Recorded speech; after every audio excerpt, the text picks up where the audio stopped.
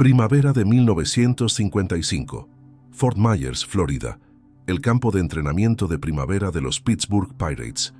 Roberto Clemente Walker, 21 años, acaba de llegar a las grandes ligas. Ha soñado con este momento toda su vida. Jugar en el mejor béisbol del mundo. Demostrar que un joven de Puerto Rico puede competir con los mejores. Está emocionado, nervioso, listo para impresionar a sus nuevos compañeros de equipo. Pero cuando el autobús del equipo llega al hotel después del primer día de práctica, algo sucede que Roberto nunca olvidará. Los jugadores blancos bajan del autobús y entran al hotel. Sacan sus maletas, se registran en recepción. Pero Roberto y los otros jugadores de piel oscura no pueden seguirlos. El gerente del hotel sale y les dice que no pueden quedarse ahí, que tienen que buscar alojamiento en otra parte, que las leyes de Florida no permiten que negros y blancos compartan el mismo hotel. Roberto está confundido, furioso, humillado. Todos son compañeros de equipo, todos juegan para los Pittsburgh Pirates, pero no todos pueden dormir bajo el mismo techo. Bienvenido a las grandes ligas, bienvenido a las leyes Jim Crow, bienvenido al racismo institucionalizado del sur de Estados Unidos en 1955. Las leyes Jim Crow habían existido en el sur de Estados Unidos desde finales del siglo XIX. Segregación legal, separación forzada de razas en cada aspecto de la vida pública, escuelas separadas, baños separados, fuentes de agua separadas, secciones separadas en autobuses, restaurantes que solo servían a blancos, hoteles que solo aceptaban huéspedes blancos.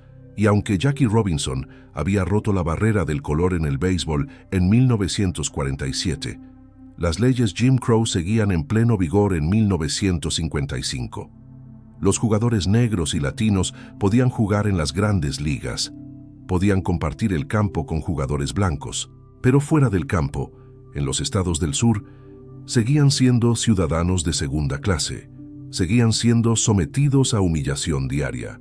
Y Roberto Clemente estaba a punto de experimentar esto de primera mano. Si esta injusticia histórica ya te está indignando profundamente, déjame un comentario con la palabra dignidad y suscríbete ahora mismo porque todos los días exponemos verdades históricas que cambiaron el béisbol y el mundo. No te las pierdas. Roberto Clemente no creció con segregación racial. Puerto Rico tenía sus propios problemas de clase y colorismo, pero no tenía leyes formales que segregaran a las personas por raza. Roberto había crecido jugando con niños de todos los colores. Su familia era humilde, pero nunca fue legalmente prohibida de entrar a lugares por el color de su piel. Cuando fue a jugar en las ligas menores con los Montreal Royals en 1954, tuvo una experiencia relativamente positiva. Montreal, Canadá, no tenía segregación legal. Roberto podía quedarse en el mismo hotel que sus compañeros. Podía comer en los mismos restaurantes. Era tratado, en su mayor parte, como un igual. Pero ahora, en Florida para el entrenamiento de primavera de 1955, Roberto enfrentaba una realidad completamente diferente y lo golpeó como un puñetazo en el estómago.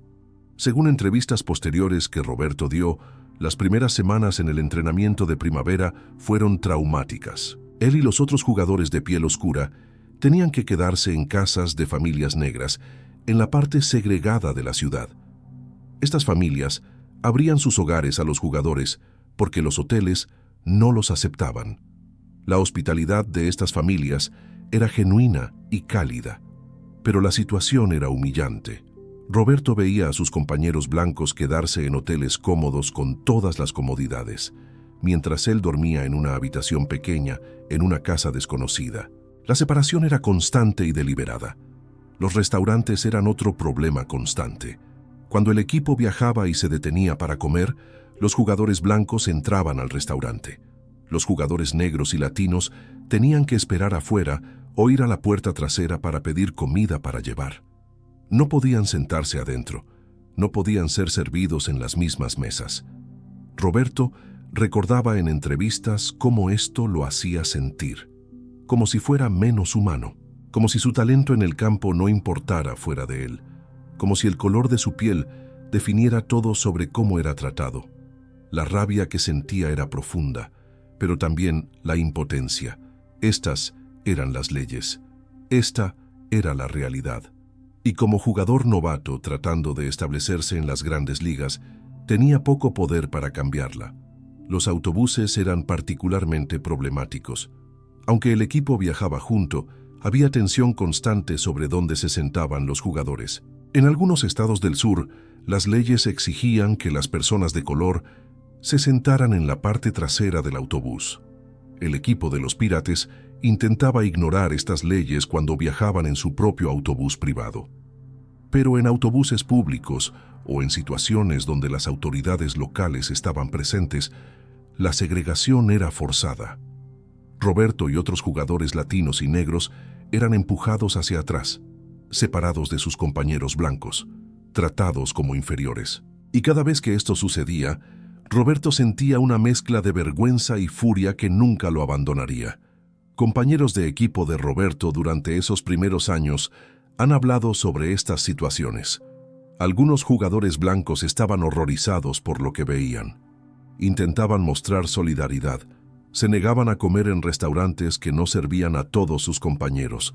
Algunos incluso amenazaban con no jugar si Roberto y otros no eran tratados igualmente.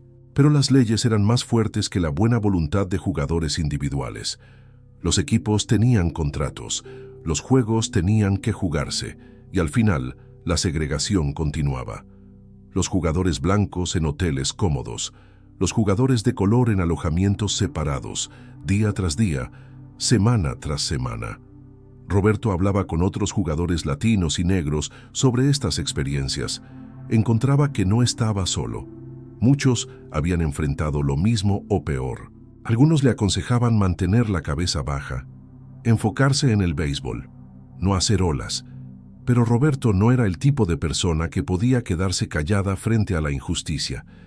En entrevistas con periodistas puertorriqueños, comenzó a hablar abiertamente sobre la discriminación, sobre cómo era tratado en Florida, sobre la hipocresía de un país que hablaba de libertad e igualdad, pero legalmente separaba a las personas por color de piel. Estas declaraciones no siempre fueron bien recibidas por la organización de los Pirates.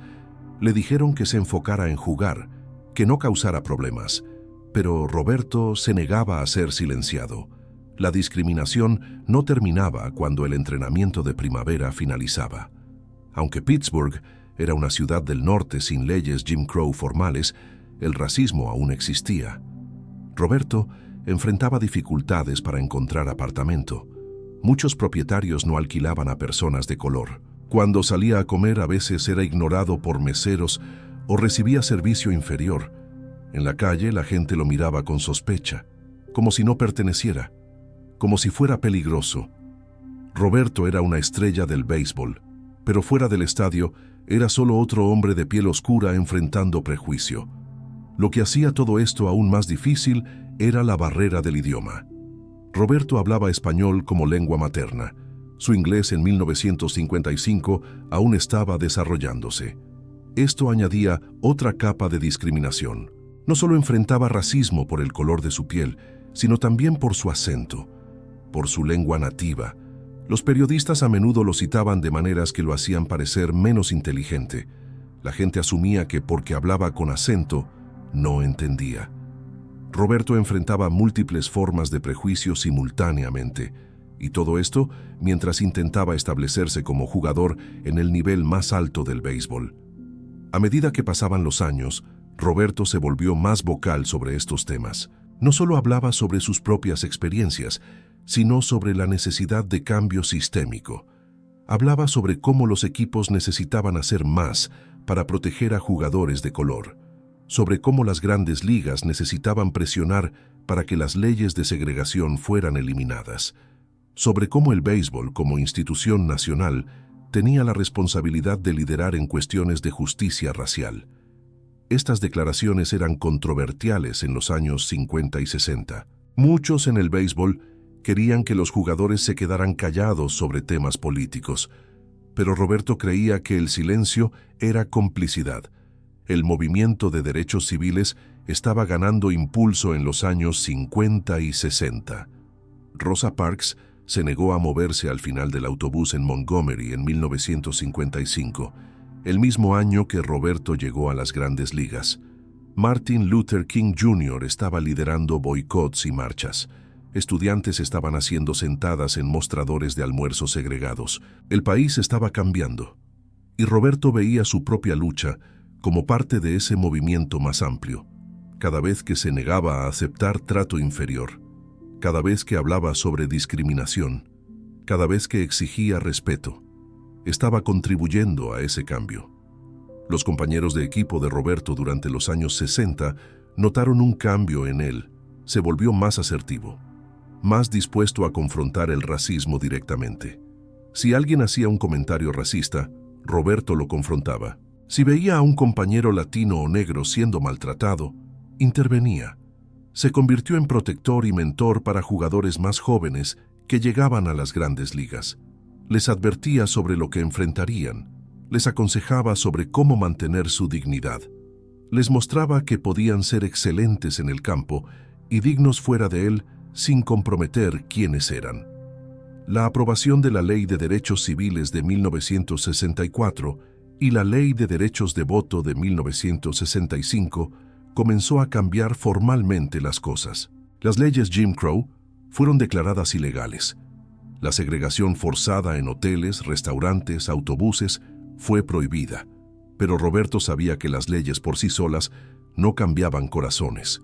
El racismo persistía, solo tomaba formas más sutiles. Los jugadores de color ya no eran legalmente separados en hoteles, pero aún enfrentaban miradas hostiles, aún escuchaban comentarios bajo, aún eran juzgados más duramente que jugadores blancos.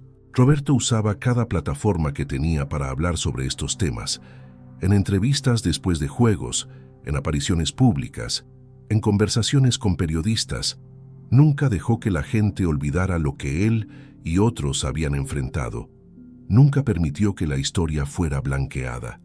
Quería que la gente supiera la verdad, que las Grandes Ligas, por todo su progreso después de Jackie Robinson, aún tenían un largo camino por recorrer, que la integración no significaba igualdad automática, que el trabajo de justicia racial era continuo y requería vigilancia constante. En 1971, cuando los Pittsburgh Pirates ganaron la Serie Mundial y Roberto fue nombrado jugador más valioso, usó ese momento para hablar en español en televisión nacional. Fue un acto de desafío cultural, una declaración de que no tenía que asimilarse completamente para ser aceptado, que su idioma, su cultura, su identidad puertorriqueña eran parte integral de quien era, y que merecían estar en ese escenario. Este momento fue el resultado de años de luchar por el respeto, de negarse a ser menos que quien era, de exigir dignidad. Roberto Clemente murió el 31 de diciembre de 1972, pero su legado en la lucha contra la discriminación racial vive. Los jugadores latinos que vinieron después de él se beneficiaron de las batallas que peleó, las puertas que abrió, la dignidad que exigió. Hoy, más del 30% de los jugadores en las Grandes Ligas son latinos. Hay intérpretes en cada equipo. Se celebra la diversidad cultural. Los jugadores son alentados a abrazar su herencia. Nada de esto fue accidental. Fue el resultado de jugadores como Roberto Clemente que se negaron a aceptar el racismo, que hablaron incluso cuando era incómodo, que usaron sus plataformas para exigir cambio.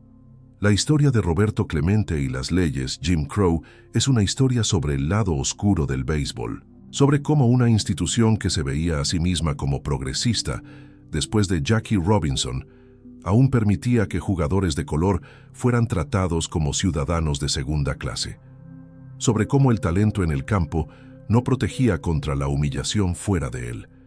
Pero también es una historia sobre resistencia, sobre dignidad frente a la opresión, sobre un hombre que se negó a ser definido por las leyes injustas de su época, que luchó no solo por sí mismo, sino por todos los que vendrían después. Si esta historia verdadera de la lucha de Roberto Clemente contra la segregación te conmovió hasta el alma, suscríbete a este canal ahora mismo. Todos los días publicamos historias reales y verificadas de leyendas que no solo jugaron béisbol, sino que cambiaron el mundo. Dale like, Comparte para que más personas conozcan la verdad sobre lo que Roberto Clemente y otros se enfrentaron bajo las leyes Jim Crow. Y comenta qué otro aspecto del activismo de Roberto quieres conocer mañana. Nos vemos en el próximo video. Todos los días, nuevas historias, siempre la verdad, siempre la justicia, siempre recordando a los que lucharon por dignidad.